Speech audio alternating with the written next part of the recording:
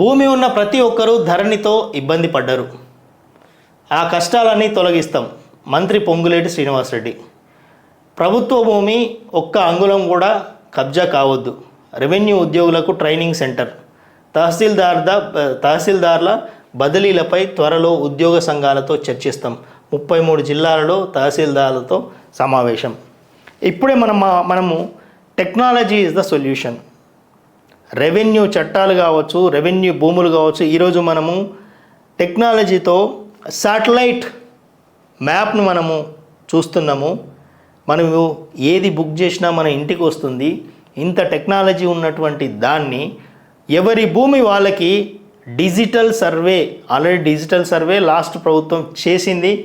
Digital సర్వేలన్నీ చేసేసి coordinates అన్నీ fix చేసి అన్నీ ప్రతి ఒక్కరికి మ్యాప్ ఇచ్చినట్టు చేసింది. అదొక పెద్ద ఫ్రాడ్, చాలా పెద్ద ఫ్రాడ్ అది.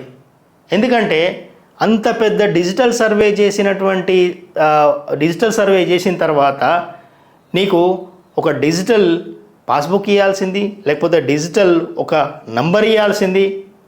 మనకు ఒక ఫోన్ నంబర్ ఉంది అంటే ఈరోజు మనం ఎప్పుడో తీసుకున్నటువంటి ఫోన్ నంబర్ ఇప్పటిదాకా మనకి ఉన్నది. ఆ ఫోన్ నంబరు మనకు వచ్చేటువంటి ఇవన్నిటిది ట్రాక్ చేసుకుంటూ ఒక్క ఫోన్ నెంబర్తో అన్నిటికీ లింక్ చేసుకుంటున్నాం. మనం ఫోన్పే చేస్తున్నాం, మనం బ్యాంకింగ్ చేస్తున్నాం, మనం ప్రతి ఒక్కదానికి ఒక్క ఫోన్ నెంబర్తో చేస్తున్నాం. మనం ఇన్ని చేయగాలేంది మన రెవెన్యూ వ్యవస్థలు కావచ్చు, రెవెన్యూ భూ రికార్డ్స్ కావచ్చు, ఇవన్నీ డిజిటైజేషన్ చేసి మనకు ఆ నంబరు, సపోజ్ ఎగ్జాంపుల్ మనకు మన దగ్గర బ్యాంక్ అకౌంట్లో ఒక 100 రూపాయలు ఉన్నాయి.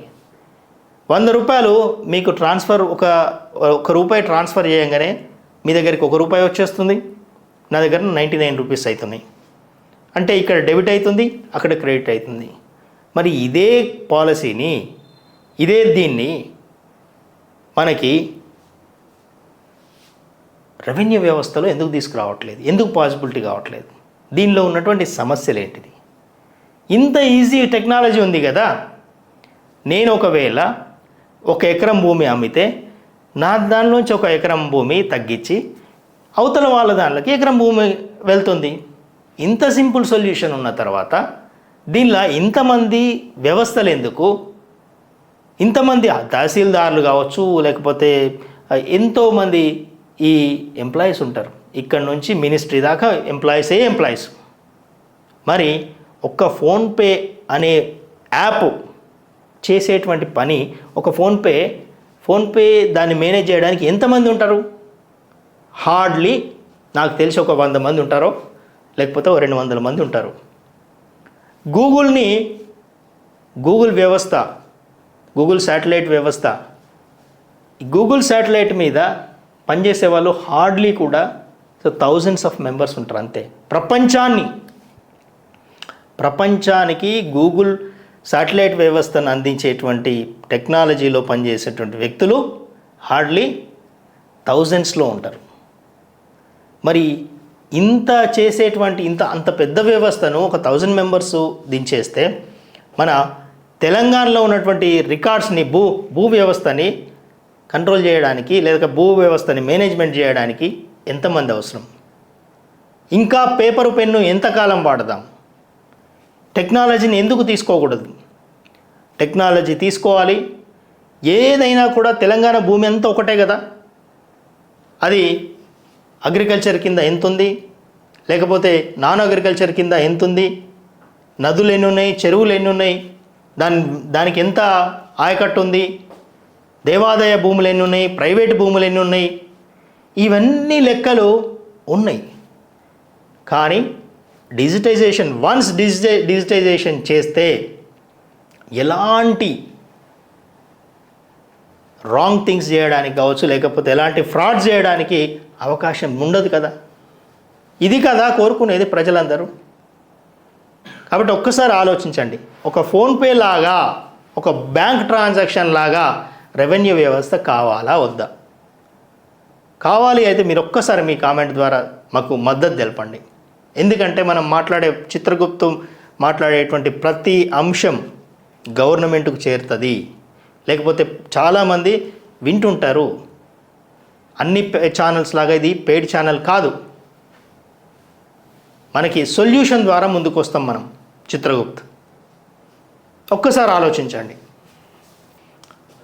కులగణన చేయాల్సిందే, గైడ్లైన్స్ వెంటనే రిలీజ్ చేయండి, జనాభా ప్రాతిపదికన రిజర్వేషన్లు పెంచి లోకల్ బాడీ ఎన్నికలు పెట్టాలి, కామారెడ్డి బీసీ డిక్లరేషన్ అమలు చేయండి, బీసీ మేధావులు 6% ఉన్న ఓబీసీలకు 10% రిజర్వేషన్ల, ఎమ్మెల్సీ తీన్మార్ మల్లన్న, ప్రభుత్వ ఫలాలు బీసీలకు అందాలే, వకులాభరణం కృష్ణమోహన్ రావు, బీసీ సంఘాలు ఇచ్చిన వినతి పత్రాలు రాహుల్కు ఇస్తా, అనిల్ జై Hind, Telangana BC employees federation BC మేధావుల సదస్సు సెమినార్లో 12 తీర్మానాలు ఆమోదం. అయితే బీసీ కులగణన జరగాలి, ఎవరు ఎంతమంది ఉన్నారో తెలియాలి, అందరికీ అన్ని ఫలితాలు అందాలి, ఫలితం అందాలి. కానీ అందులో రాజకీయ ముద్ద లేకుండా ప్రతి ఒక్కరికి డెవలప్మెంట్ అనే ఒక ఇప్పుడు అభివృద్ధి ఫలాలు అందరికీ అందితే ఏ కులం గురించి కావచ్చు, ఏ మతం గురించి కావచ్చు ఎవరు మాట్లాడరు.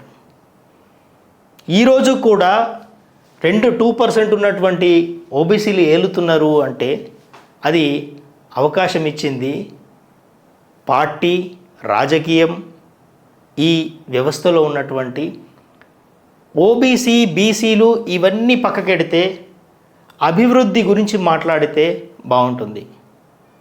అభివృద్ధి అవుతూ ఉంటే అందరికీ అవకాశాలు వస్తాయి. అభివృద్ధి పేరుతోని ఇప్పుడు కాంగ్రెస్ గత 70 సంవత్సరాల్లో చేసింది ఏంది అంటే ఇది చేసింది. విభజించు పాలించు అనే పాలసీ ఎవరైతే బ్రిటిష్ వాళ్ళు వదిలిపెట్టిపోయినరో మళ్ళీ మనకి ఈరోజు గదే విభజించు పాలించు. ఈరోజు ఎవరు ఆలోచిస్తున్నారంటే హైదరాబాద్లో ఉన్నాం మనం.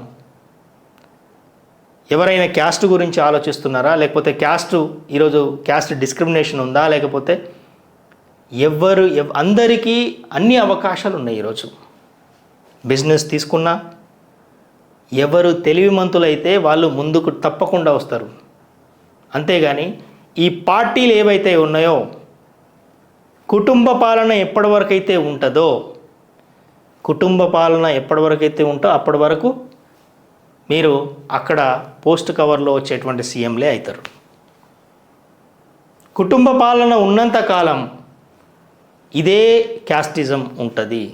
మళ్ళీ వాళ్ళే కులగణన గురించి మాట్లాడతారు. మరి కులగణన అన్నప్పుడు మీరు కాంగ్రెస్ పార్టీ నుంచి ఒక్క కుటుంబం ఈరోజు కాంగ్రెస్ పార్టీ చేతిలో ఉంది కదా, ఆ కుటుంబమే పక్కకు జరిగితే ఆ కులగణనకు మీరు మాట్లాడేటువంటి కులగణన ఏదైతే ఉందో ఆ కులగణనకు న్యాయం జరుగుతుంది. కాంగ్రెస్ హటావో దేశ్ బచావో అనే నినాదం ఏదైతే ఉంటుందో కాంగ్రెస్ హటావో అనే కంటే కాంగ్రెస్ నుంచి ఆ కుటుంబం హటావో. ఆ కుటుంబం ఎప్పుడైతే హటావో అవుతుందో అప్పుడు అన్ని బీసీలకి, అన్ని వర్గాలకి న్యాయం జరుగుతుంది. కాబట్టి దీని మీద మీరు మాట్లాడండి. కాంగ్రెస్లో ఉన్న వాళ్ళు కావచ్చు, లేకపోతే కాంగ్రెస్ కార్యకర్తలకు కావచ్చు, లేకపోతే చాలామంది ఈ డిఫరెంట్ పార్టీస్లో ఉన్నవాళ్ళు మన భారతదేశం బాగుపడాలంటే, లేకపోతే ఈ కాంగ్రెస్ పార్టీలో ఉన్నటువంటి కుటుంబ పాలన, కుటుంబము అనేది పక్కకు పెట్టాలి. ఇంత టెక్నాలజీ ఉన్న ఈ రోజుల్లో కూడా మనకి ఇంకా ఒక్క కుటుంబమే, లేకపోతే ఒక్క కుటుంబం చేతిలోనే ఉండడం అనేది ఇది ఆమోదయోగ్యం కాదు. కాబట్టి ఈ కులగణన మీరు మాట్లాడుతున్నటువంటి విషయాలన్నీ ఆచరణకు రావాలంటే, లేకపోతే మీకు లబ్ధి చేకూరాలంటే ఫస్ట్ చేయాల్సిన పని ఏంటంటే కుటుంబ పాలన నుంచి బయటపడాలి. కాబట్టి ఇక్కడ ఎవరి మెజారిటీ ఉంటే, లేకపోతే ఎవరైతే అద్భుతమైనటువంటి నాయకత్వ పటిమ ప్రదర్శిస్తారో వాళ్ళు నాయకులు అవుతారు. సో కాబట్టి మీరు ఒక్కసారి ఆలోచించండి, ఇది నేను చెప్పింది కరెక్టా కాదా అనేది.